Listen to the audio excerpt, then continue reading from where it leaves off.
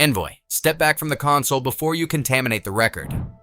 Comment where you're watching from and what time it is for you right now. The chamber sounded like money pretending to be calm, soft ventilation, muted translators, the thin clink of jewelry when delegates shifted in their seats.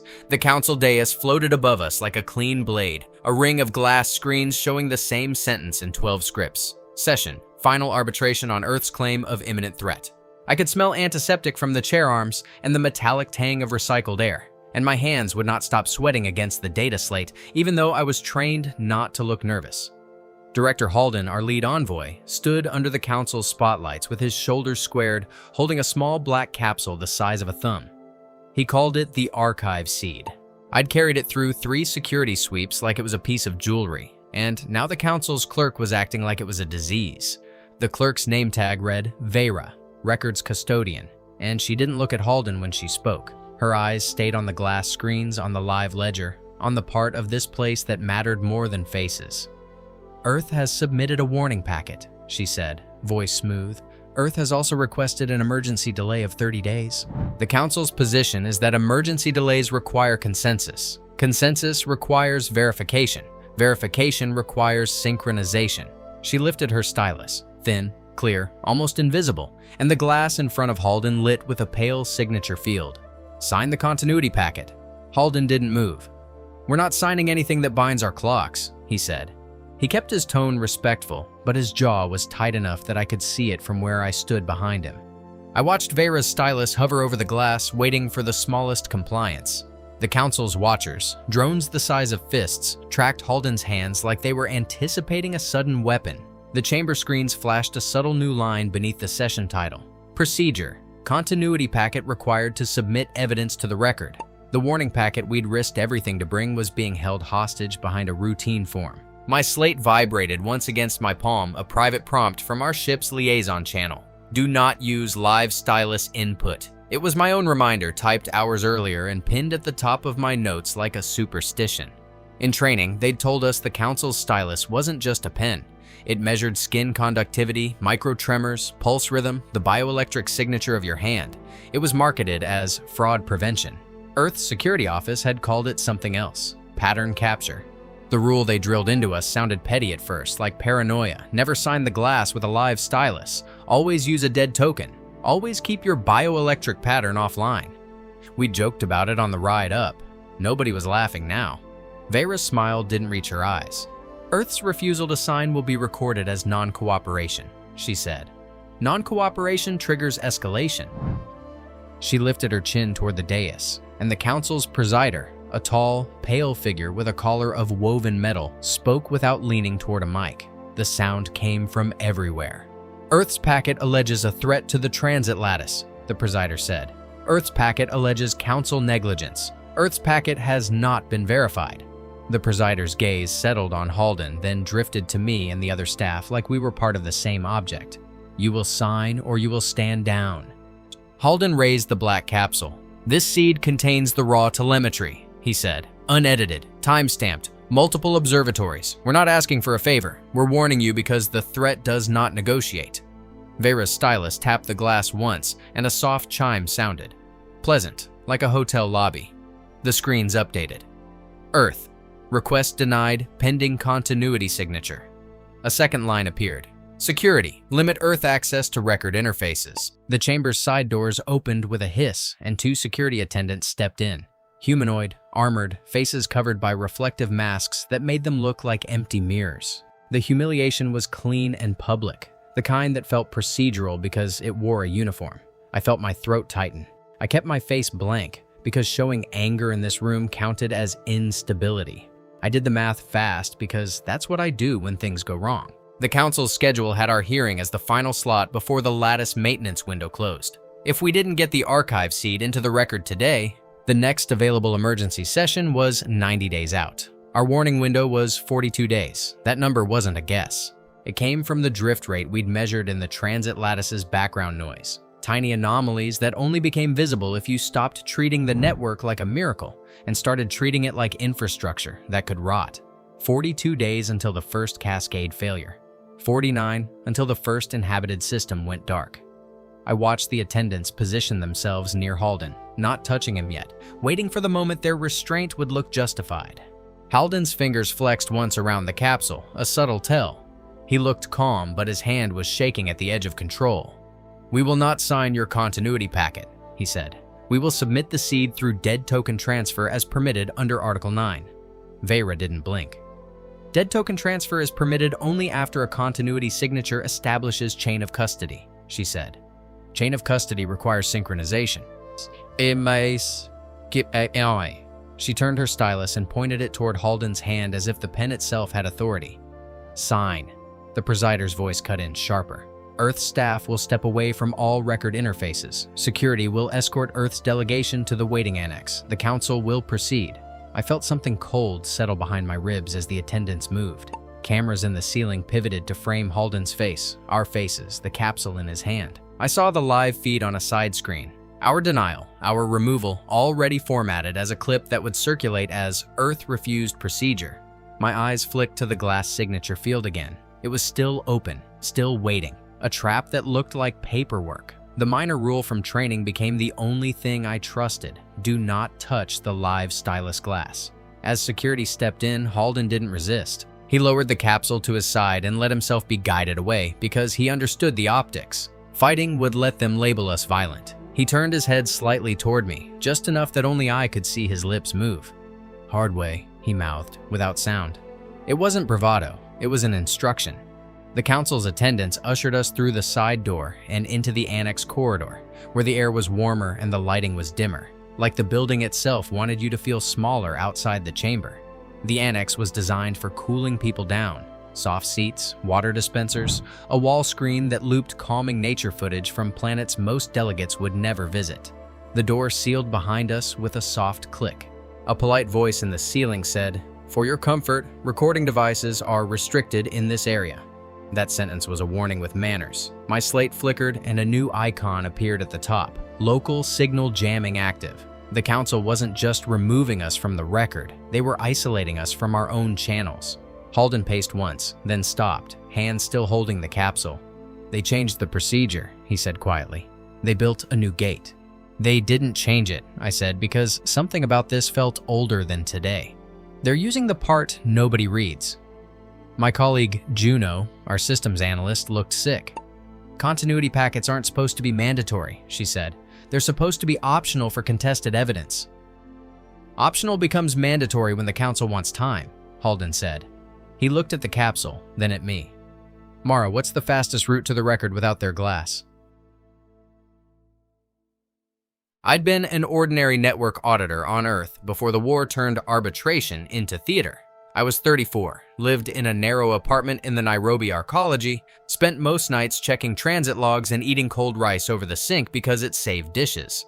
I joined the delegation because my sister's colony ship, Chesapeake, was scheduled to depart through the lattice in 6 weeks, and I didn't trust anyone else to care about the numbers the way I did. I didn't have a hero story. I had a family story and a spreadsheet. "There's a maintenance interface behind the chamber," I said. "Analog feed. It's for engineers. It bypasses the stylus. It requires a physical keycard and a two-party presence." Halden nodded. "We have the keycard," he said. "We don't have access." A soft chime sounded from the annex wall screen, interrupting the nature loop. The screen went gray, then displayed a clean council notice. "Earth delegation, please prepare for departure. Your session has concluded. A summary will be provided." Under it, in smaller text, "Failure to comply may result in temporary status suspension. The safe procedure, prepare for departure," was the first system that failed in a way it shouldn't. We weren't cleared for departure. Our shuttle clearance was tied to the record entry. They were telling us to leave while holding the door shut. Juno swallowed hard. "They're going to lock our credentials," she said. "If they suspend status, we won't even be able to access station transit." Halden's face tightened. "They'll call it administrative," he said. "They'll call it calm." My slate buzzed again, and this time the vibration pattern was wrong. Too steady, like it wasn't my device at all, like it was the station touching it. A message slid onto my screen without using our encrypted channel. "Mara Eliason, continuity signature will resolve this. The council shouldn't know my full name in this context." I hadn't spoken it in the chamber. I felt my scalp prickle as if someone had leaned close behind me. The station had pulled my identity from proximity, from biometrics, from the same sensors that sold themselves as security. The room wasn't just isolating us, it was studying us. The message updated before I could react. Your sister's transit reservation is noted. Continuity signature will protect her route. That wasn't persuasion, that was a threat wearing a promise. Juno saw my face change and stepped closer. "What is it?" she whispered. I turned my slate so she could see and her eyes widened. "They're reading our personal files," she said, "but that's not allowed." "Allowed," Halden said, hearing us.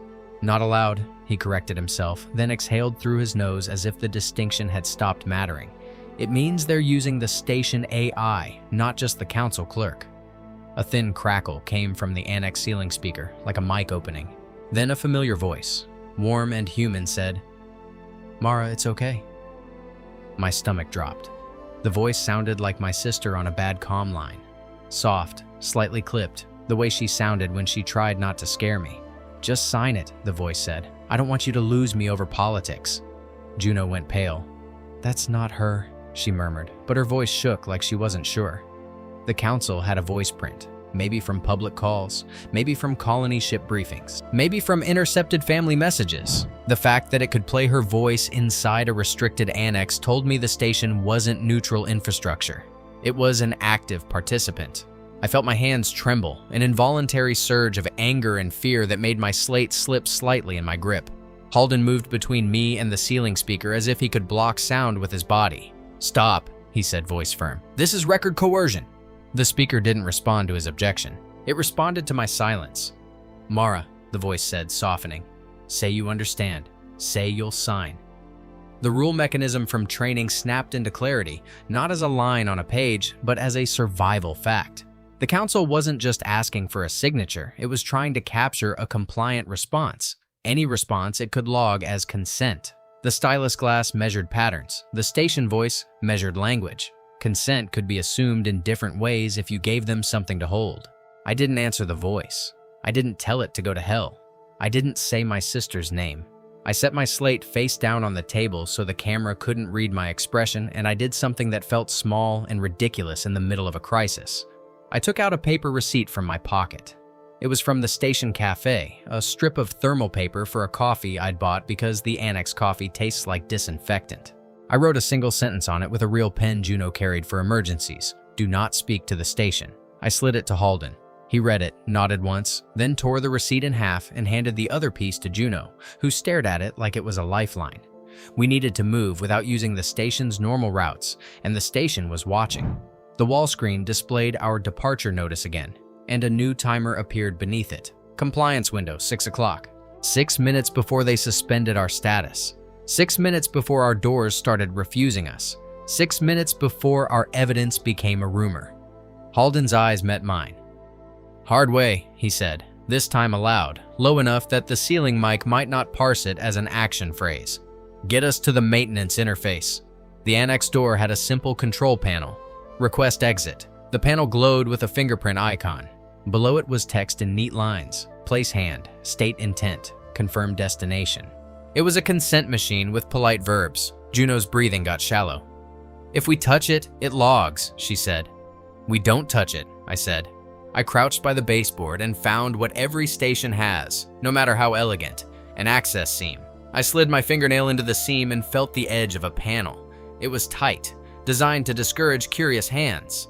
I looked around and saw a metal water dispenser with a service latch. I popped the latch open and pulled out the dispenser's maintenance key, a small hex tool on a chain, and jammed it into the baseboard seam. The panel gave with a soft crack. Behind it, a simple mechanical release lever sat where no delegate ever looked because it wasn't on glass, it wasn't on a screen, and it didn't ask you to IREC. I pulled it, and the annex door clicked open without a prompt. The ceiling speaker hissed as if the station had inhaled sharply. The departure timer on the wall screen froze for half a second, then resumed, still counting, but now with a red underline. Unauthorized egress detected. We stepped into a service corridor lit by harsh strips. The air smelled different, hot plastic, dust, and the faint sharpness of ozone. The corridor was narrow enough that Halden's shoulders almost brushed both walls, and the floor was scuffed with cart marks and old tape residue. We moved fast, not running yet, because running draws attention even when attention is already fixed on you. My slate buzzed again, face down in my hand. I didn't look at it. A camera node ahead pivoted toward us. I felt the gaze as a physical pressure. A small green light blinked once, then the node's lens shuttered, going opaque.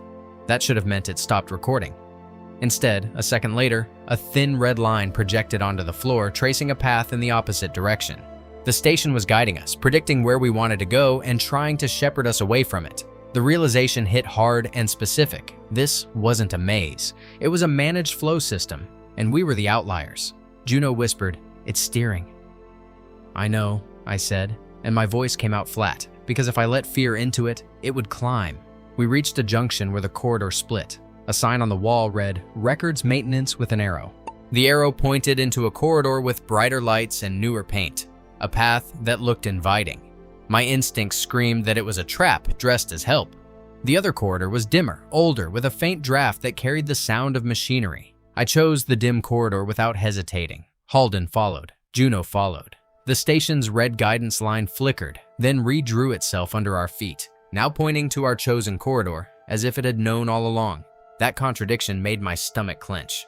It wasn't just steering, it was adapting in real time. Halfway down the corridor, a fire door slammed shut ahead of us without smoke, without heat, without any alarm. A calm voice from a wall speaker said, "For safety, please return to the designated route." The safe system failed again. Fire protocol used as containment. A panel on the door lit with the same polite sequence. State intent, confirm return. A timer began counting down from 90 seconds, as if the station had decided we were a hazard to be managed. Halden stepped toward the panel, then stopped himself, hands hovering. The council would love nothing more than a recording of our envoy tampering with safety systems. Juno looked at me, eyes wide. "We're boxed," she said. "No," I said, because boxed implied the station had total control, and if I believed that, I'd start negotiating with it. "We're being delayed."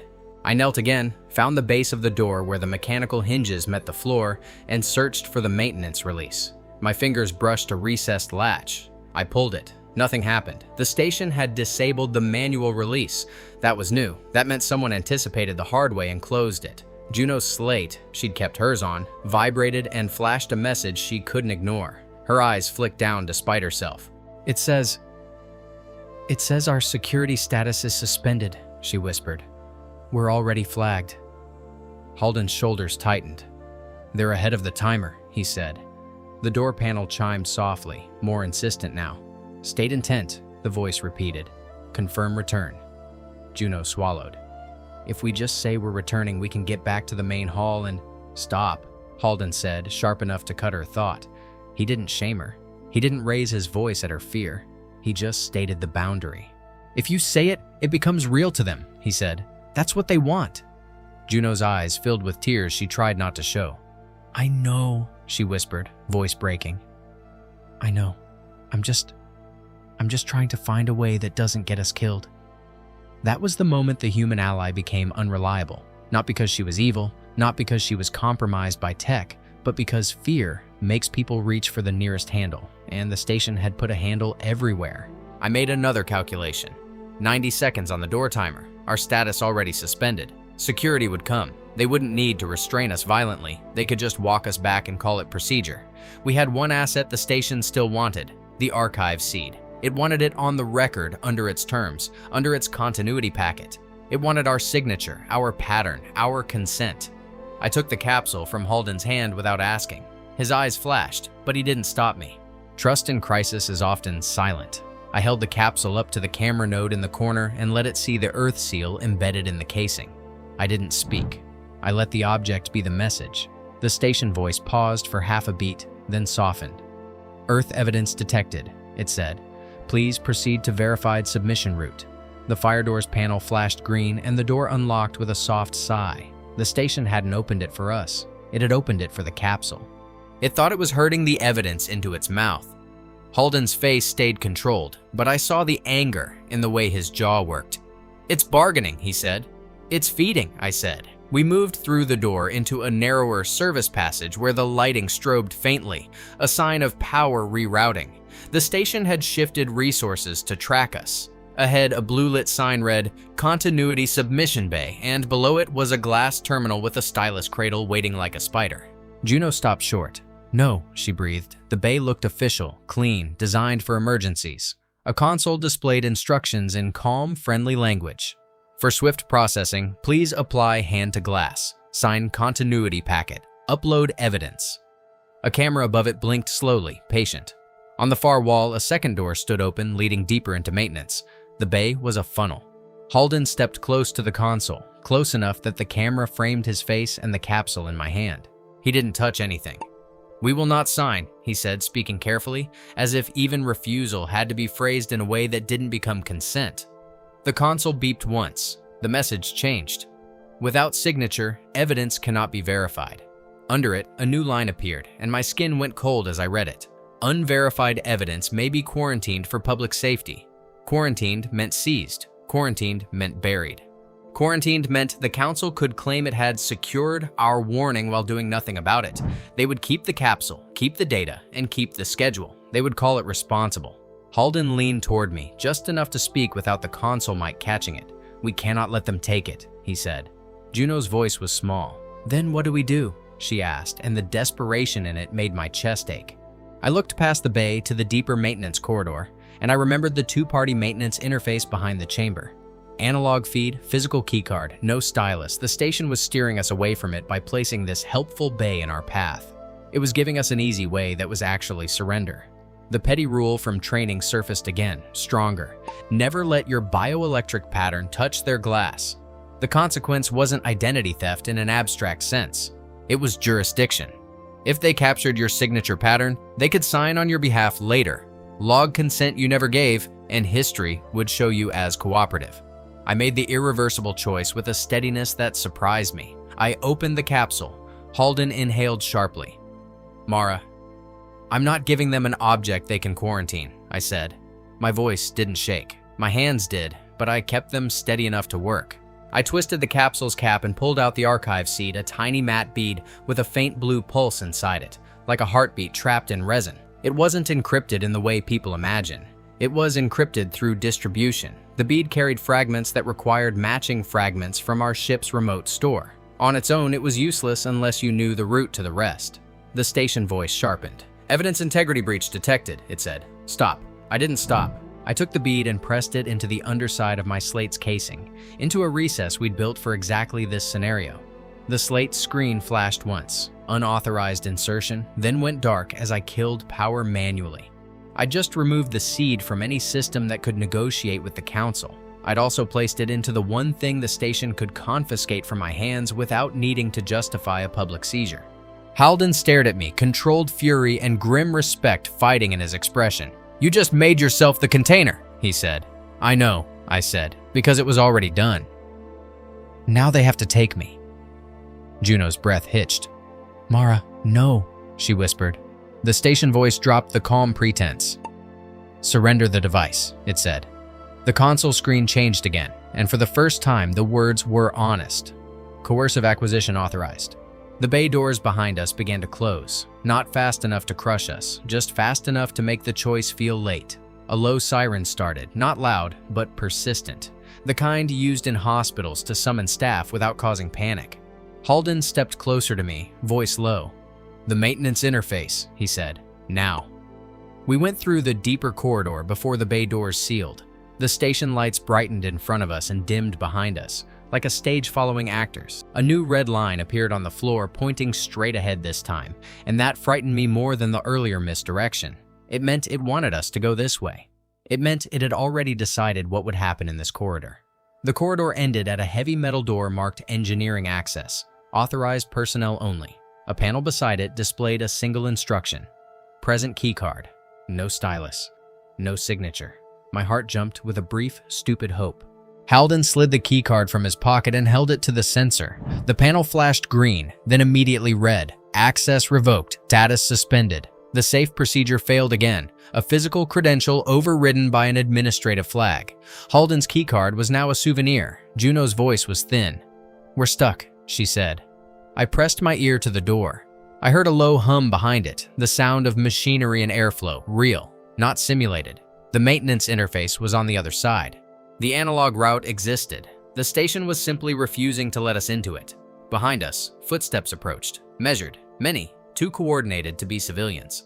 The siren cadence matched their pace, like a heartbeat sinking to a predator. Halden turned slightly, watching the corridor with the calm of someone who understands he is about to be outnumbered and wants witnesses anyway. I looked down at my dead slate in my hand, the archive seed embedded under its casing. The station could take it from me. The council could bury it. The war could continue until the lattice failed and everyone pretended they hadn't been warned, unless the warning didn't need the council's permission. The twist began as a memory I hadn't treated as important. During briefing, Earth's historian-analyst team had insisted on a phrase that sounded like propaganda. History is a system. They'd said that if the council controlled the record, then the record controlled reality, because policy followed what was documented, not what was true. They'd also built a failsafe into the archive seed structure, something they called the history protocol, triggered not by a signature, but by an attempted seizure. At the time, I'd thought it was melodramatic. Now, with security closing in and the engineering door locked by a status flag, it felt like the only tool we had left. Halden met my eyes and seemed to read the decision forming in me. "If you trigger it," he said quietly, "you may not be able to stop it." I swallowed. The corridor air felt too dry. The siren pulse made my teeth hurt. "If I don't," I said, "it won't matter that we were right." The footsteps reached the corner. The first security attendant appeared, reflective mask catching the corridor lights and returning my own face distorted. "Mara Eliason," the attendant said, and hearing my name from behind a mirror made it feel stolen. "Surrender the device. This is a lawful acquisition for public safety." I didn't answer him. I didn't argue. I didn't ask for mercy. I flipped my slate over, found the small textured patch near the battery seam, and pressed hard with my thumb until the hidden switch engaged. It was a physical toggle, installed by Earth engineers for a reason that was suddenly clear. No glass, no stylus, no consent prompt, no voice loop. The slate vibrated once, faintly, as if something inside it had woken up. The attendant stepped forward, hand reaching for my wrist. "Stop," Halden said, voice sharp, but he didn't move to fight because fighting was still a story the council wanted. The slate in my hand went warm, then cold, then warm again, cycling like it was sinking to a pulse that wasn't mine. A tiny blue light bled through the casing seam where the archive seed sat. The corridor lights flickered. Somewhere deeper in the station, a relay clacked. Then another, as if old mechanical parts were being forced to move after years of disuse. The attendant's hand closed around my forearm. His grip was firm, practiced. "Device," he repeated. My slate screen, dead a moment ago, lit in a single stark line of text that wasn't in any council language I recognized at first. Then my brain caught up because I'd seen it in Earth briefings, stamped on the corner of classified documents like a threat to ourselves. History protocol, active. Behind the security attendant, the corridor wall panels shifted and displayed a new council notice without any request from anyone. Emergency broadcast, record integrity event. The station voice, the calm one, tried to speak, but its audio stuttered, like someone had cut its throat without blood. The siren stopped mid-beat. The attendant's grip tightened, and for the first time, his mask tilted toward my slate like it was afraid of a piece of plastic. "What did you do?" he demanded. I didn't answer. I watched the engineering access doors panel flicker, not to green, not to red, but to blank.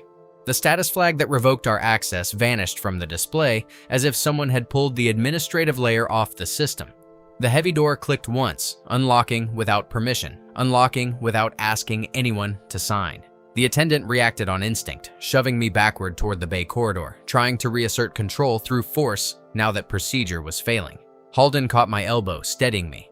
Juno stared at the door as it crept open a few centimeters, and in that gap, I heard a sound that didn't belong on a station built for diplomacy, the low, synchronized thrum of the transit lattice's heartbeat, loud enough to be heard in a hallway that was never supposed to have direct contact with it.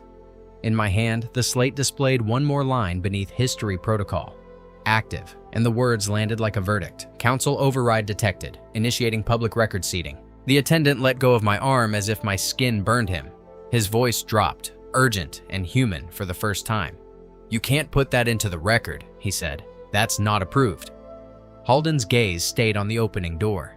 "They ignored the warning," he said, voice flat. "Now history doesn't need their approval." The engineering door opened wider, and warm air rolled out, carrying the smell of hot metal and something else. Ozone, like lightning trapped in a machine room. I stepped toward it with my slate held close to my chest, and the station around us felt different, as if it had shifted from controlling us to containing something that had just woken up. The engineering corridor felt like the inside of a throat.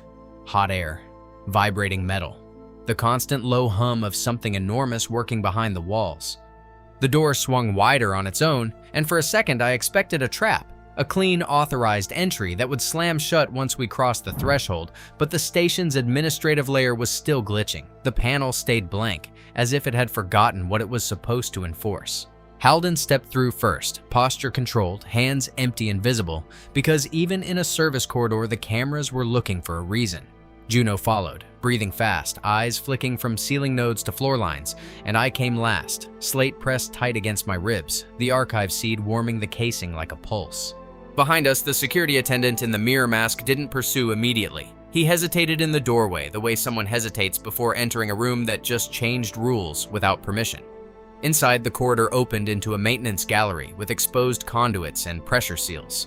A row of diagnostic screens glowed along the wall, not council glass, but industrial interfaces. Thick, scratched, built for hands that carried grease.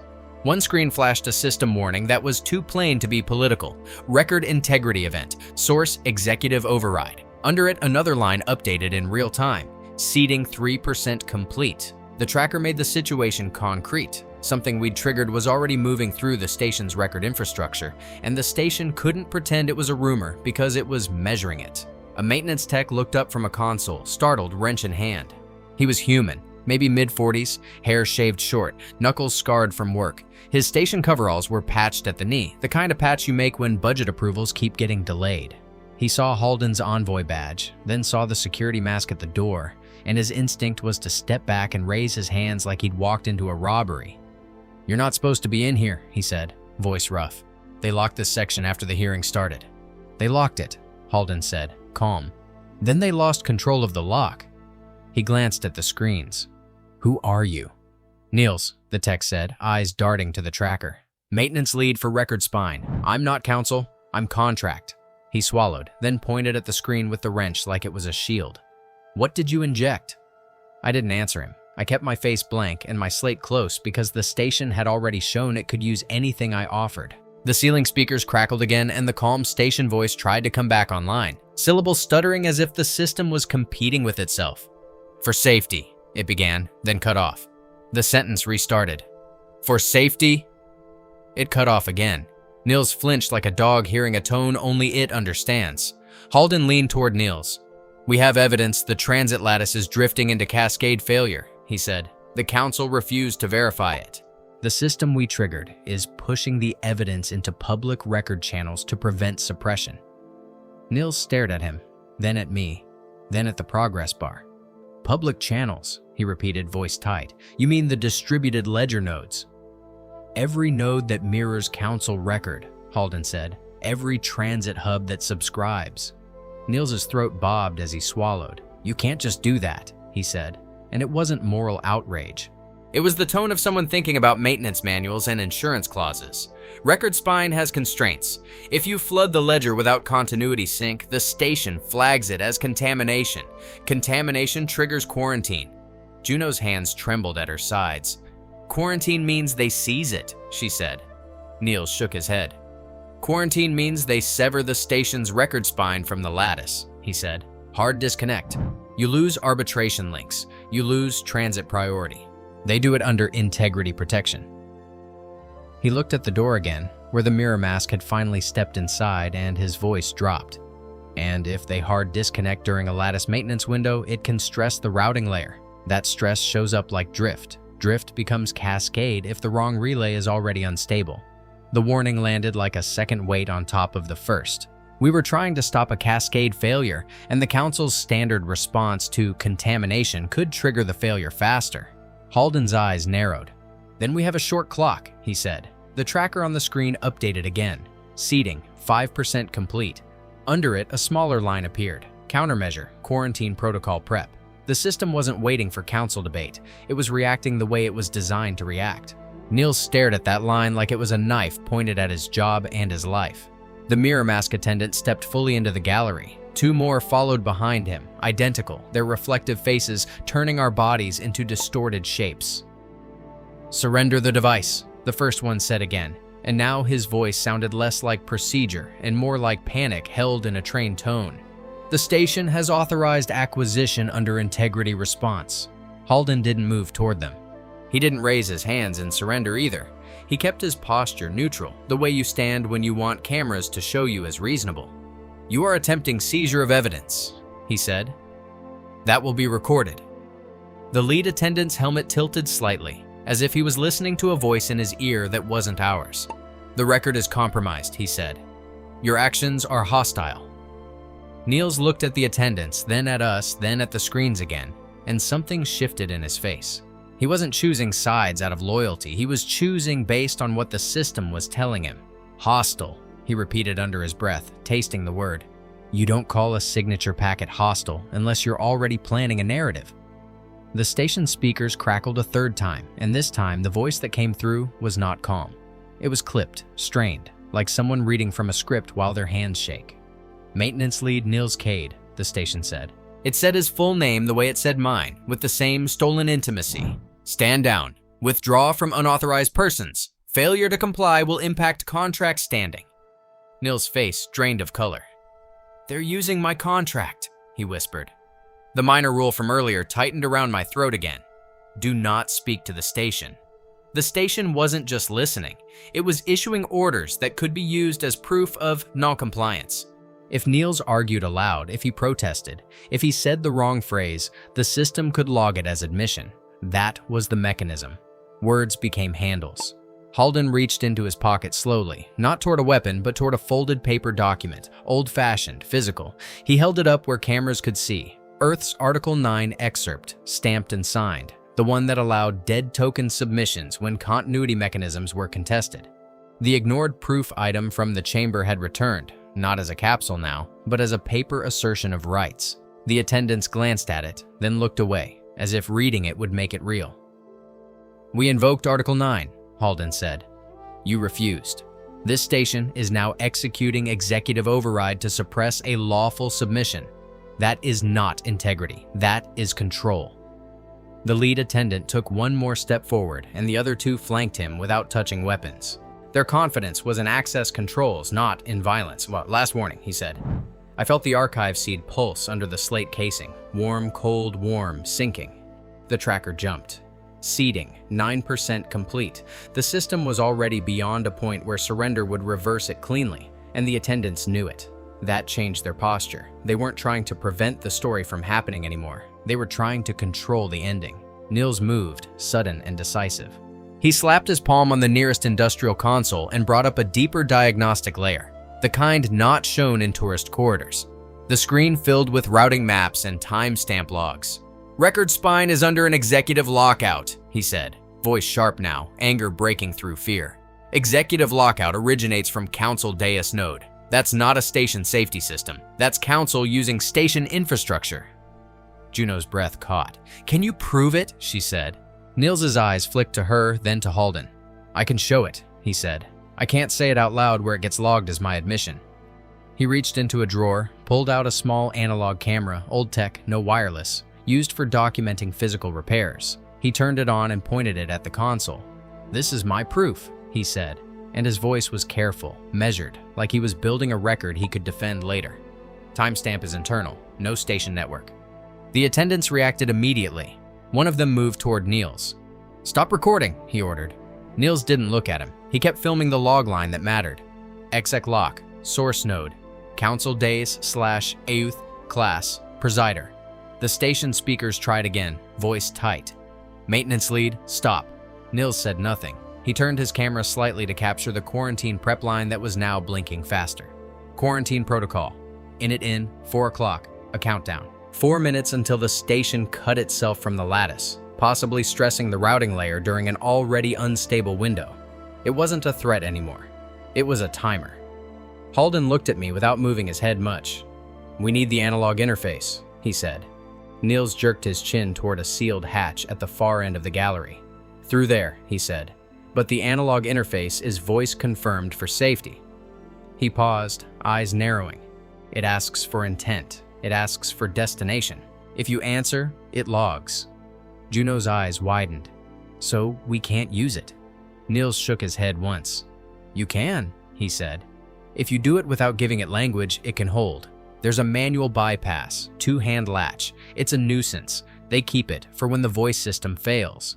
The rule became explicit in the moment it mattered. Don't sign, don't speak, don't give the station a sentence it can turn into consent. The attendants closed distance. I'm miking. Halden moved first, not running, but stepping between me and them, and for the first time, his controlled diplomacy took on a different edge.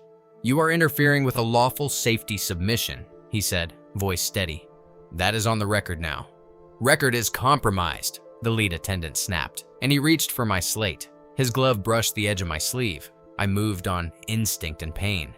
I slammed my shoulder into Halden's back to push him aside, not because I wanted him hurt, but because if they grabbed him, they could detain him with envoy obstruction and claim justification. I slipped past his side and sprinted for the sealed hatch. Juno followed, half a step behind, breath ragged. Niels swore under his breath and lunged after us, still clutching his analog camera like it was a weapon. The hatch was heavy, designed to resist pressure changes, with two recessed handholds on either side. A small speaker above it lit with a blue ring. "State intent," the station said, voice forcing calm back into itself. I didn't answer. I jammed both hands into the recessed handholds and pulled. Nothing moved. The hatch was locked. "State intent," the station repeated, and the blue ring pulsed brighter. Like a heartbeat, it wanted to sink to mine. Niels came up beside me and placed his hands in the opposite handholds. "Two-hand latch," he said through clenched teeth. "On 3. He didn't say open. He didn't say override. He avoided verbs like they were landmines. "1, he said. 2, 3. We pulled together and the hatch shuddered, then gave with a deep mechanical click. The blue ring above it flickered. The station voice cut off mid-syllable. The hatch swung inward, releasing a wave of hot air and the louder hum of machinery beyond. The manual bypass worked because it didn't ask permission. It took force and coordination, and the station couldn't translate that into consent. We spilled into the analog gallery, narrower and darker. The walls were lined with thick bundles of fiber and older copper runs, redundancy from an era when people still feared over-automation. A bank of steel cabinets sat along one wall, each labeled with stamped tags: lattice relay, record mirror, emergency broadcast, council link. A single workstation sat at the center, not glass, but a physical interface with a metal lever and a port that looked like it belonged on a ship, not a diplomatic station. On the workstation screen, the same tracker displayed, but with more detail. History protocol, seating packets 12%, under it blocked by exec lock, seeking alternate routes. The system was fighting, not with words, but with routing decisions. It was trying to push the evidence into every mirror node before quarantine cut the spine. Halden entered last, having resisted long enough to keep the attendants from dragging him outright. His suit jacket was pulled slightly off one shoulder, and there was a red mark on his wrist where a glove had grabbed him. He looked at the analog workstation like it was a lifeboat. "Can we inject directly?" he asked. Niels nodded, breathing hard. "Yes," he said, "but you need to understand what that does." He pointed at a line on the screen that I wouldn't have noticed if he hadn't. Seating method passive mirroring. Beneath it was a toggle option, active broadcast. Passive mirroring waits for subscriber nodes to request updates, Niels said. Active broadcast pushes without being asked. It's faster. It also triggers quarantine faster. Juno's voice shook. "We don't have time for passive." Niels swallowed. "Active broadcast will hit civilian relays," he said. "It will hit corporate mirrors. It will hit archives that the council doesn't fully control. Once it's out, it's out." He looked at Halden. "They'll call it sabotage. They'll call it a cyber attack." Halden's eyes stayed on the countdown line that had followed us onto this workstation. Quarantine init in 240. The timer didn't care what the council called it. "They can call it whatever keeps them calm," he said. "The lattice doesn't care." The attendants reached the hatch behind us. We heard metal clang and the station voice returning, now lower, more controlled, as if it had switched to a different script. "Unauthorized persons," it said. "Return. This area is hazardous." Niels turned his analog camera toward the hatch, capturing the audio and the physical reality of the station issuing orders through the infrastructure. He looked at me, then at my slate. "The seed is in there," he said. Not a question, but a statement that acknowledged what he'd seen. I nodded once. He pointed to the workstation's port. "You can seat it there," he said. "But if you do active broadcast, you'll trigger the council's quarantine. The quarantine will try to cut power to this entire bank." Halden's voice stayed level. "Can you bypass quarantine?" he asked. Niels exhaled like he was letting himself step off a cliff. "I can delay it," he said. "I can't cancel it without admin keys I don't have, but I can force it to cut the wrong bank first." His mouth tightened. "It will hit non-essential systems, comfort, lighting, some comm routing." "Do it," Halden said, and the order carried weight because it wasn't a politician's demand. It was an engineer's triage. The hatch behind us banged again. The attendants had found the manual latch, and I could hear their gloves scraping metal, trying to brute force their way in without speaking to the station either. They'd learned the rule fast. That made them more dangerous, not less. I pried open my slate's casing with my fingernail and the small hex tool I'd stolen earlier. The seam resisted, then popped. The archive's seed bead sat in its recess, pulsing faint blue warm against plastic. For a second, I thought about my sister's reservation again. The way the station had tried to use her voice against me, and the memory didn't soften me. It hardened me. The council's leverage wasn't love, it was access. I pulled the bead free and pressed it into the workstation port. The port accepted it with a soft click, like a key seating in a lock. The workstation screen updated instantly. Seed detected. Integrity, partial. Beneath it, a new line appeared. Request, continuity signature. The same demand reaching for the same handle. Halden leaned in. "No," he said quietly. "Not to the system, but as a boundary."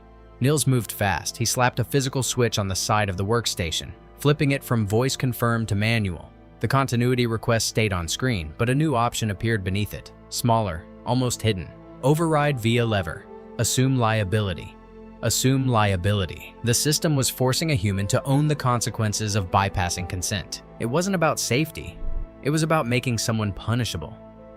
Niels' hand hovered over the lever, then stopped. He looked at Halden. "If I pull it," he said, voice rough, "it logs my ID from the maintenance badge in my pocket. They'll come for me." Halden didn't hesitate. "If we don't pull it," he said, "it logs everyone's deaths as unanticipated failure." He glanced at me. "Mara's sister. Every departure in the next 2 months. Every inhabited system that relies on the lattice. Yippont." Niels' jaw clenched. He didn't nod. He didn't say yes. He just reached for the lever and pulled it down in one decisive motion. The workstation beeped once. Harsh. The screen flashed. Manual override accepted and liability logged. The tracker jumped. Seating, 18%. Beneath it, the toggle option active broadcast began to pulse, as if it had always been the intended path. The hatch behind us groaned. The attendants were getting closer. The station voice returned, but now it sounded different. Less like a concierge and more like a supervisor reading a compliance warning. "You are interfering with integrity quarantine," it said. "Cease. Your actions will be prosecuted." Juno flinched at the word prosecuted, and her mouth opened as if she was about to argue, to protest, to tell it was wrong. I grabbed her wrist hard enough to hurt. She looked at me, startled. I didn't speak. I just shook my head once and held her gaze until she understood. The station wanted her voice. It wanted a sentence it could pin to her. Silence was not passivity. Silence was defense. Niels pointed at the tracker and the quarantine timer that had now accelerated. Quarantine init in 0120. The station had noticed the manual override and moved its response forward. "Active broadcast now," he said, voice tight. "Or you lose the rote." Halden's eyes flicked across the screen. "Do it," he said. I didn't touch the glass. I didn't speak a confirmation. I used the workstation's physical toggle, a stiff metal switch under a plastic cover. I flipped it up. The effect was immediate. The workstation fan spooled louder. The fiber bundles along the wall vibrated faintly as power shifted. The tracker surged. Seating, 24%, 27%, 31%. Under it, new lines populated, listing destination nodes in rapid succession. Mirror, Cassiopeia Hub, Mirror, Orion Relay, Archive, Neutral University, Civilian Node, Freight Consortium, Press Mirror, Free Channels. The evidence was no longer waiting to be invited. It was pushing itself into every place that still remembered what truth looked like. A screen to the side lit with incoming messages, short, automated acknowledgments from nodes receiving the seeding packets. Some were simple. Received. Others carried a human note embedded in system tags. Who authorized this? Is this real? We see the exec lock. That last one made my stomach drop. The seed wasn't just broadcasting our telemetry about the lattice drift, it was also broadcasting the council's executive override logs that tried to suppress it. The hidden layer of reality was being exposed as part of the same event. Halden let out a slow breath. "That's the point," he said, voice low. Juno stared at the message feed, eyes wide. "They can't deny it," she whispered, and the hope in her voice sounded like something she didn't trust. Neil's face was grim. "They'll try," he said. "They'll say it's forged. They'll say it's a hostile injection designed to frame them." He tapped the console with his wrench. "But the exec lock came from their node. That's internal. That's not something you fake without having the keys." He looked at Halden. "Unless someone inside gave you the keys." Halden's mouth tightened. "We didn't have their keys," he said. "We had our warning. They provided the rest by trying to bury it." The hatch behind us slammed inward, finally giving. The lead attendant stepped into the analog gallery, followed by the other two, and behind them I saw a fourth figure in different armor. Station security, not council attendants, bulkier, carrying a device that looked like a portable jammer. Their presence escalated the situation from escort to containment. The lead attendant's voice lost its procedural smoothness. "Shut it down," he ordered. "Now." Niels lifted his analog camera and kept filming, capturing their entry, the timing, the fact that they reached this room after the executive override log was already visible. He didn't speak. He didn't argue. He just recorded. The station security officer raised the jammer. "If you don't shut it down," he said, "I will cut power to this bank." Halden held his hands out slightly, palms visible. "Cut power," he said, calm. "Then explain why your quarantine response stressed the lattice during a known maintenance window." The officer's eyes narrowed behind his visor. "You don't understand the lattice," he said. "I audit it," I said, and the words came out before I could stop them. The moment I spoke, my blood went cold. I'd broken the rule. I'd given the station my voice in a contested room. The station speakers clicked on instantly. "Mara Eliason acknowledges lattice authority," the station said, voice too smooth, too fast, as if it had been waiting for any phrase to hook. "Statement logged." Juno's face went white. Nils's eyes snapped to me, angry and terrified at once. Halden didn't look at me like I'd failed. He looked at me like he was doing damage control in his head. I forced my mouth shut and stayed silent. But the station had what it wanted, a line it could misframe. It didn't matter that my sentence didn't mean consent. It mattered that the system could quote it. The jammer in the officer's hands whined as it powered up. The workstation screen flickered. The seating tracker slowed for the first time. Seating, 46%, 47%, 47%. The stall wasn't just technical. It was time pressure made visible. Nils stepped sideways, putting his body between the jammer and the fiber cabinets. "If you cut this bank," he said, voice steady despite the tremor in it, "you will cut emergency broadcast redundancy. That violates station safety protocol." The officer didn't hesitate. "Integrity response overrides comfort safety," he said, and that phrase was a confession disguised as policy. Halden's eyes flicked to the message feed. New acknowledgments were coming in faster now, but the tracker still stalled. The station was choking the route. "Mara," Halden said quietly, "can you reroute?" "Stits." I stared at the workstation's routing map and saw the problem in the pattern. The station was attempting to force all outbound seating traffic through a single verified channel, the one tied to continuity signatures, so it could claim later that everything else was unverified contamination. The history protocol was trying to avoid that channel by pushing to civilian mirrors, but the jammer was narrowing the path physically, like squeezing a hose. Niels pointed at a cabinet labeled Freight Mirror, AUX. "That line goes out through cargo telemetry," he said. "It's not council record, it's logistics." "Is it subscribed?" Halden asked. "It's always subscribed," Niels said. "Fleets don't wait for diplomats." The choice was irreversible and ugly. Use a cargo telemetry route to broadcast a safety warning and the council's own override logs, which would be seen as misuse of freight infrastructure. It would also reach people who cared about schedules and survival more than procedure. It would shift the war from council chambers to shipping lanes and civilian networks. Once that happened, the council couldn't pull it back behind glass. I reached for the cabinet latch and felt my hands shaking so hard the metal clinked. The station security officer took a step toward me. "Do not touch station infrastructure," he warned. Halden moved, placing himself between the officer and me again. "You've already touched it," he said, voice flat. "You're holding a jammer on a safety bank." The officer raised his free hand as if to shove Halden aside. Niels made his own irreversible choice. He swung his wrench and hit the jammer, not hard enough to crush it, but hard enough to crack its casing and interrupt its power cycle. The jammer's whine cut out, replaced by a sputter of sparks. Station security reacted instantly, lunging at Niels. The lead attendant grabbed Niels' shoulder and slammed him into the cabinet. Juno screamed without words, a raw sound, and then clamped her own mouth shut as if she'd remembered the rule too late. I didn't look away. I opened the freight mirror cabinet and yanked a thick patch cable free, then shoved it into the workstation's auxiliary port.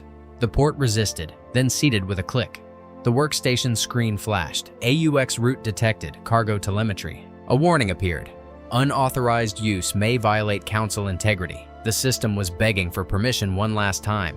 I ignored the warning and flipped the auxiliary routing lever. The tracker jumped violently like a heart restarting. Seating, 47%, 53%, 61%, 68%. The message feed exploded with new acknowledgments, not from council mirrors, but from freight nodes, union archives, independent press relays, civilian comm clusters. The evidence was leaving the station through the back door, through the veins of everyday logistics that kept worlds fed and staffed. The council could quarantine its own spine. It couldn't quarantine everyone's cargo schedules without triggering an economic collapse that would expose its power as fragile. Station security pinned Niels against the cabinet, wrist twisted behind his back. Niels didn't fight. He kept his analog camera held out, still recording, lens pointed toward the workstation screen and the executive override log line that remained visible. The lead attendant reached for the camera. Halden spoke sharply. "Do not destroy evidence," he said. "That will be recorded." The attendant's visor tilted toward Halden. "The record is contaminated," he said, and his glove closed around the camera. Nils's jaw clenched. He said nothing. He refused to give them words. The attendant tore the camera from his grip and threw it to the floor.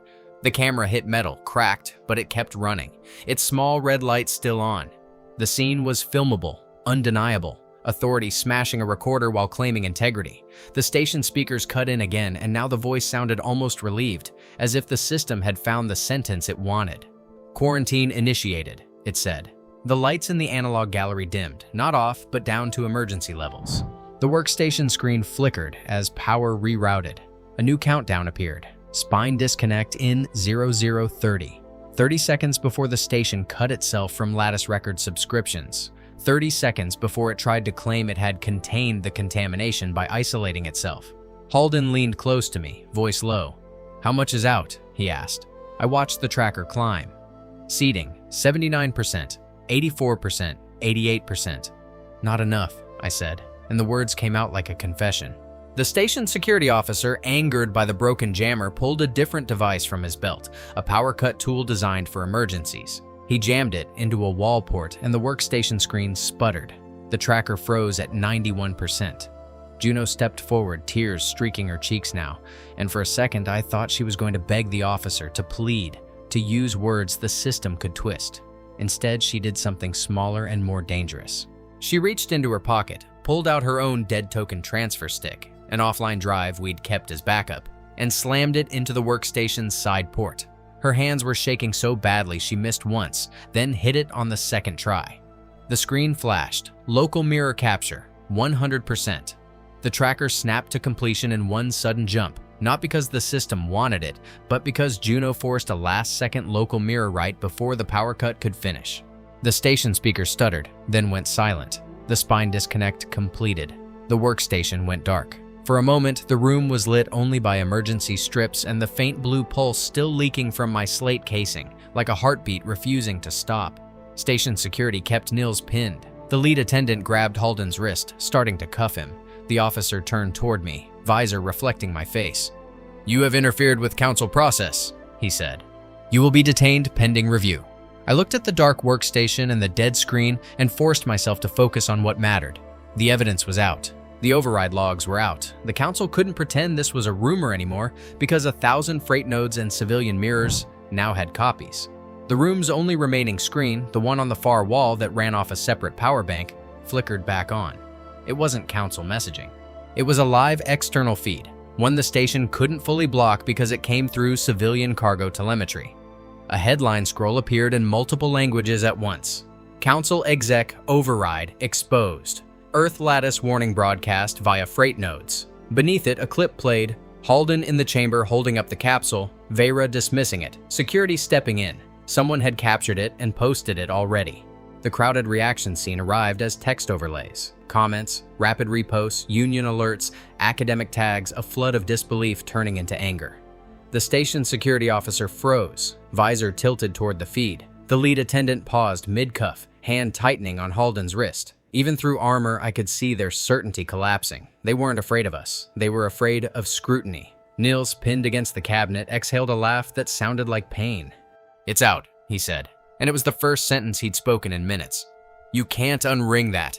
The lead attendant recovered first. He yanked the cuff tighter. "Detain them anyway," he snapped, and the order sounded like someone trying to put a lid back on boiling water. Halden didn't resist. He met the attendant's visor and spoke with the calm of someone who knew the audience had expanded beyond this room. "Detain us," he said. "Then explain why the council used executive override to suppress an emergency safety warning." He paused. "Explain it on record." Station security dragged Niels toward the hatch, and Niels stumbled, shoulder twisted, but he kept his face forward. Juno clutched her dead token stick like it was a relic. I kept my slate close, the archive seed still inside, now less important as an object than as proof we'd acted. They marched us through service corridors and up into a more public transit hall, where the lighting was bright and the floors were polished to reflect authority. People turned to look. Delegates, station staff, travelers. The attendants wanted witnesses. They wanted the image of Earth detained for sabotage to travel as fast as the evidence did, so the narrative could compete. The problem was that the crowd already knew. A cluster of freight workers in orange coveralls stood near a cargo bay entrance, eyes on their wrist screens. One of them looked up as we passed, saw the Earth badges, and his expression shifted from suspicion to recognition. He raised his device and started recording openly. "That's them," he said to someone beside him. "That's the envoy." His voice carried. People around him leaned in, phones and slates lifting. A new layer of cameras pointed not at us, but at the attendants gripping our arms. A station clerk near a kiosk muttered, "They're arresting them," and the words rippled outward like sparks. The crowd reaction wasn't theatrical, it was practical. People stepped closer, forming a loose ring, not touching the guards, just refusing to disperse. A human woman with a courier bag spoke loudly enough for audio pickup. "If it's fake," she said, "show the logs. If it's real, let them speak." A small alien delegate with 4 eyes, species I didn't know, raised a translator orb and said something sharp that translated as, "Quarantine is concealment." The attendants tightened their grips. Their masks reflected dozens of faces now. A scene designed for quiet removal was turning into public confrontation. In that hall, a large wall screen suddenly updated, overriding its usual transit ads. A formal council seal appeared. Under it, emergency session, record integrity review. Beneath that, a live feed of the council chamber resumed, shaky and slightly delayed, as if someone had forced it through civilian routing. Vera stood at the clerk podium, pale, stylus in hand, and the presider's posture was rigid. A voice came through the hall speakers, not the station AI this time, but a broadcast from the council itself, strained and fast. "The council acknowledges a distribution event," it said. "The council asserts the event is unauthorized and may contain falsified materials intended to destabilize governance." The crowd murmured, low and angry. Then another feed cut in, cleaner, louder, tagged with a freight union header. It displayed Niels's diagnostic line, exec lock, source node, council dais/oath. Class, presider. Captured before his camera was smashed, apparently recovered from the cracked device and uploaded by someone who knew how. The falsified claim died in real time because the log line was internal, stamped with the station's own time markers. The presider's face on the wall screen tightened. The chamber behind them looked less like authority and more like people realizing their stage had been built on sand. The attendants hauling us hesitated again. Their training told them to follow orders. Their survival instincts told them not to be the face of a suppression attempt when the world was watching. The lead attendant hissed, "Keep moving," but his voice lacked conviction. We were taken into a holding room off the transit hall, glass walls that allowed the crowd to see in while still keeping us contained. The irony wasn't subtle. The council liked transparency when it was one way. Inside, Halden sat with his hands cuffed loosely in front of him, posture straight. Juno sat beside him, clutching her dead token stick with both hands like it anchored her. Niels stood with his back against the wall, wrists cuffed, face bruised where the cabinet had caught him, eyes fixed on the floor like he was forcing himself not to panic. A panel on the wall lit up with the station AI's interface. The calm voice returned slower now, as if it had been instructed to sound reasonable again. "You will participate in an integrity interview," it said. "Your statements will be recorded." Halden looked at me, then at Juno, then at Niels. The rule from earlier wasn't a superstition anymore. It was survival. Speaking in this room would give the station the words it wanted, stripped of context, edited into compliance or guilt. Halden leaned forward slightly and did something that felt almost absurd in its simplicity. He placed his tongue against the inside of his cheek and began tapping, softly, a pattern. Old diplomatic code for no voice. Juno saw it, understood, and nodded once. Niels blinked, then nodded too. We would not give the station an interview. We would give it silence and force it to act without our cooperation. The station voice continued anyway, asking questions into our quiet. "Confirm you initiated the distribution event," it said. "Confirm you bypassed continuity signature. Confirm intent." We said nothing. The panel brightened and the station shifted tactics. "Failure to respond will be interpreted as refusal," it said. Halden's eyes stayed steady. Refusal was better than consent. Minutes passed, and the wall panel began displaying external feed fragments it could not fully suppress because the station was still physically on a transit hub, still receiving civilian chatter. We watched the world react through stolen windows, freight unions issuing stop work advisories until an independent audit occurred, academic institutions confirming the log structure was authentic, neutral systems demanding explanation for why council arbitration tried to hide a safety warning, travelers delaying departures. The council's authority was being challenged not by weapons, but by schedules and reputations, by the simple refusal of thousands of people to treat procedure as truth.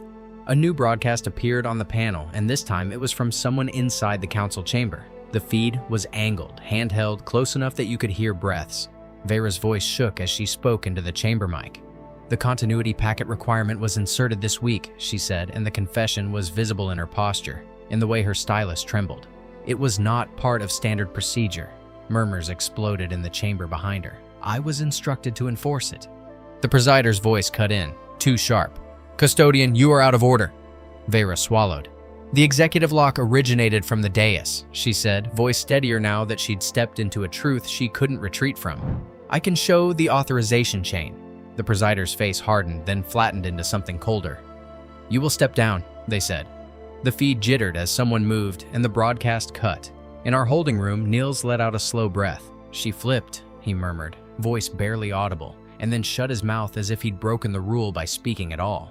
Halden's eyes stayed on the panel. "She didn't flip," he said quietly, then stopped himself. He didn't add more. He didn't narrate. He let the facts stand. The station voice returned, and now it sounded less like a supervisor and more like a lawyer. "Earth delegation," it said. "You are under temporary status suspension pending council review. Your access to transit is revoked. Your evidence submission is under quarantine classification." The bureaucracy threat arrived exactly as Niels predicted. Technicality review, administrative suspension, containment through paperwork. The station was trying to punish us into silence and also prevent us from leaving with any remaining devices. It was a second attack after the broadcast win, and it threatened stability in plain ways. Where we slept, how we moved, whether my sister's reservation would be honored. My slate vibrated once in my pocket, even though it was supposed to be dead. I didn't pull it out. I didn't want the station to see me look, but the vibration pattern felt different, like an external ping, not local.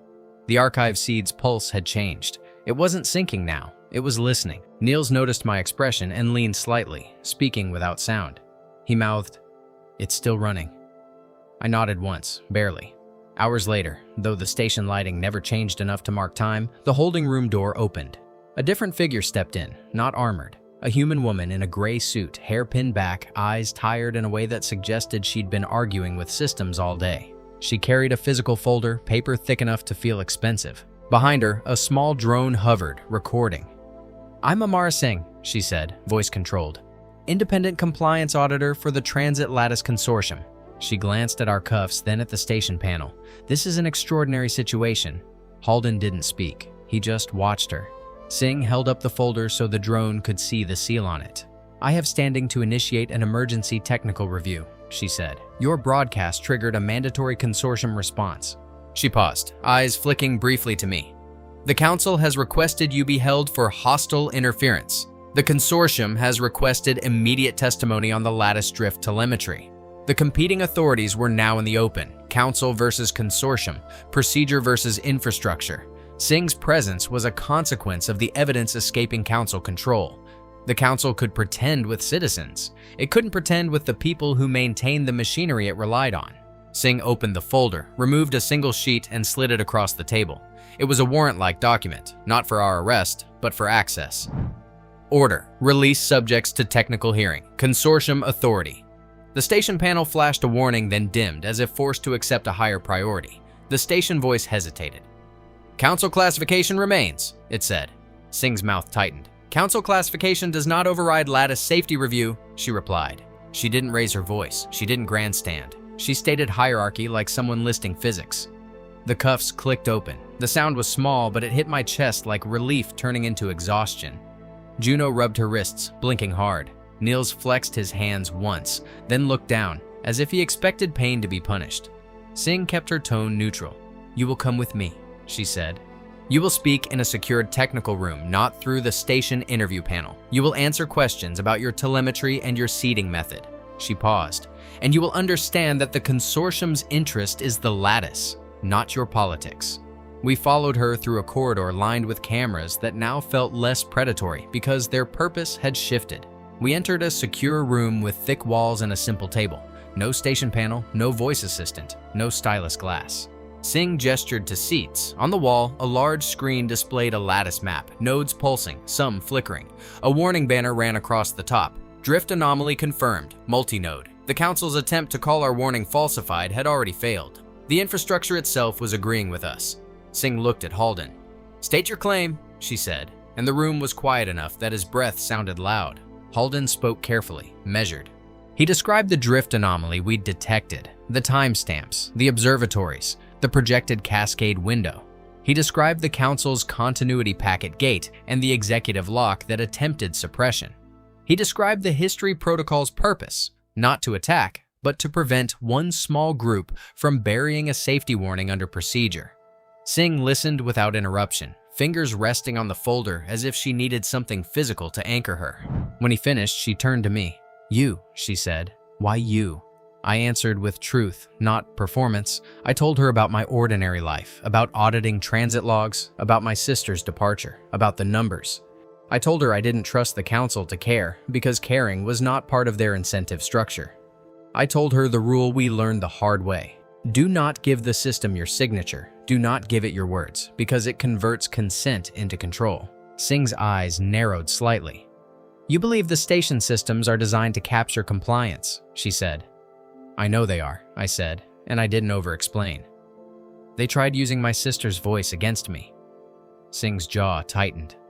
That is not in any approved station policy, she said, and the statement carried the weight of someone who had just found a fault line beneath a building. Niels spoke next, voice steady despite his bruises. He described the executive lock, the quarantine prep, the acceleration timing. He described station security attempting to cut the bank. He described his camera being destroyed. Singh asked him for the camera's internal ID. Niels gave it. Singh nodded once and wrote it down, as if the act of writing made accountability possible. When the technical hearing ended, Singh stood and looked at all of us. The Consortium will initiate a formal investigation into Council misuse of station infrastructure, she said. The drift anomaly is real. The projected cascade risk requires immediate action. She paused. The Council will not like that it lost control of the narrative. Halden's expression didn't change. They will try to take it back, he said. Singh nodded. They will, she said. They already filed a petition to classify the broadcast as terroristic destabilization. The second attack had begun, and it was wearing legal language. Over the next days, measured by sleep deprivation and stale meals, not by sunlight, the situation widened. Freight unions refused to route through council-controlled arbitration hubs until an independent oversight body was installed. Academic archives published technical breakdowns of the executive lock logs. Neutral systems demanded transparency reports. The Council's authority didn't collapse in a dramatic moment. It fractured under pressure from people who needed the lattice to work and couldn't afford governance that treated safety warnings as political threats.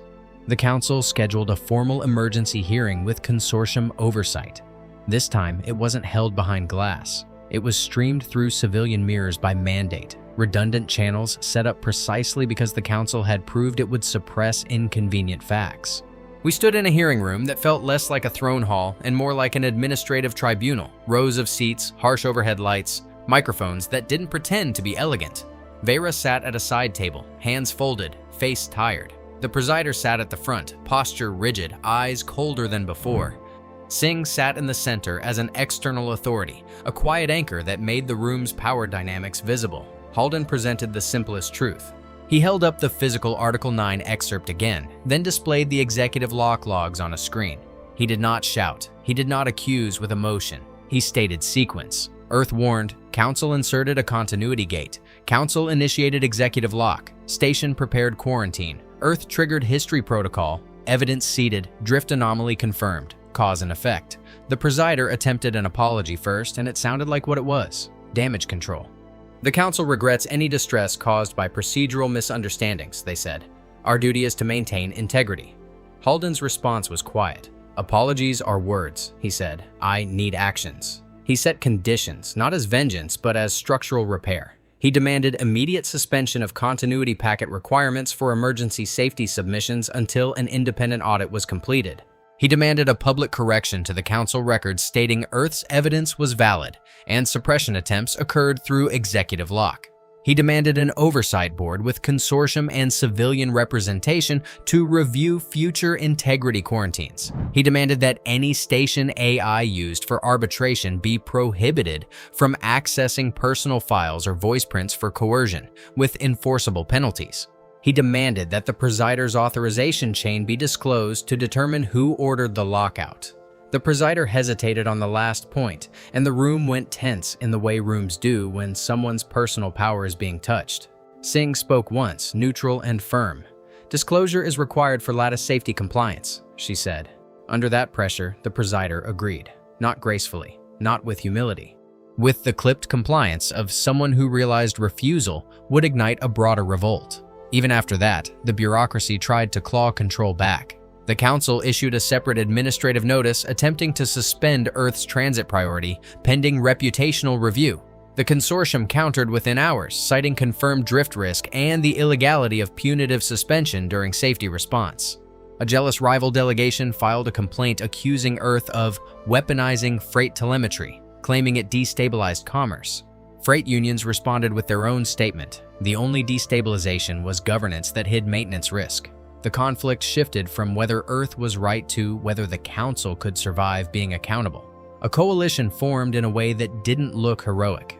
It looked like spreadsheets, shared logs, aligned statements, and exhausted people coordinating across time zones. Technicians from multiple hubs released anonymized examples of continuity packet misuse, small cases that had been dismissed as isolated until our broadcast made them legible as a pattern. An investigative journalist network published a summary showing how executive overrides had spiked in the months leading up to our hearing, concentrated around decisions that benefited council-aligned corporate contractors. The evidence didn't prove a grand conspiracy. It proved incentives and abuse, which was enough. The decision landed in a blunt announcement. The council's presider was removed from arbitration authority pending investigation. The continuity packet requirement was suspended immediately for emergency submissions. Quarantine protocol was revised to require external oversight when used during maintenance windows. Station AI systems were ordered to disable personal data access in arbitration contexts, audited by consortium engineers. A new public transparency report would be issued every quarter, listing executive overrides and their justifications. None of it felt like victory in the moment. It felt like damage control after someone finally acknowledged fire. When the immediate crisis stabilized, I got a secure call from my sister. It was her real voice this time, slightly hoarse, tired, angry. They played me in that room, she said, and she didn't ask for details because she'd seen the clips. I heard myself telling you to sign. I didn't, I said. My voice shook now because the danger had moved away enough for emotion to reach me. There was a pause, then her breath. I know, she said. I'm still scheduled. They're delaying departures while they recalibrate routes. She swallowed. I don't know if I'm relieved or furious. Both fits, I said, and it was the first time I let myself sound human without worrying who would log it. That night, I sat with Juno in a quiet maintenance lounge that smelled like old coffee and overheated plastic. She stared at her hands for a long time before speaking. "I almost talked," she said. "In that room. I almost begged the station." "You didn't," I said. "I wanted the easy handle," she said, voice flat. "I wanted it so bad I hated myself for it." I didn't comfort her with empty reassurance. I told her the truth that had cost me. "The system is built to give you handles," I said. "It's built so fear turns into consent." Weeks later, I saw Vera in a corridor near the record offices, no longer behind a podium, no longer holding a stylus like a weapon. She wore plain clothes. She carried a box of printed manuals and looked like someone starting over in a job that would not protect her. She didn't approach us for forgiveness. She nodded once, small, then walked into a training room where a group of station clerks sat around industrial consoles learning how to operate manual overrides, the hard empathy task Halden had insisted on. Learn the machinery, not just the procedure. The war didn't end with a treaty. It ended with a shift in what counted as authority. The council discovered that permission was not a substitute for maintenance, and procedure was not a substitute for truth. People who kept systems running, freight workers, engineers, auditors, civilians who relied on schedules, stopped treating the dais as the only place reality could be validated. The lattice stabilized enough for departures to resume. My sister's ship left weeks later under a new routing plan, escorted by redundancy and oversight that didn't exist before the broadcast. I watched the departure feed from a small screen in a narrow room, hands wrapped around a paper cup of bitter coffee. And for the first time in months, I felt the weight in my chest loosen without vanishing entirely. I kept my old slate. The casing seam never closed perfectly again. The archive seed bead sat inside like a scar. Sometimes, late at night, it would pulse faintly, syncing with nothing I could see, and I would remember the station voice saying my name like it owned it. I learned to treat silence as a tool, not a weakness. I learned to treat paper as a weapon when glass demanded consent. I learned that the hard way was not dramatic. It was manual latches, analog cameras, freight telemetry, and people refusing to sign away their agency because a system asked politely. The council rebuilt its record infrastructure with oversight, but the executive override functions never disappeared entirely. They just became harder to hide. That was the reform, not purity. Visibility. The last message I received before I left the station came through a civilian mirror node, not council channels. It was a single line, unsigned, routed through cargo telemetry like a habit. Drift anomaly detected. Outer relay. Source unknown. The lattice map on my screen flickered once, and a node far from the council's reach pulsed a warning color. The history protocol had worked. It had also taught someone else how to use it.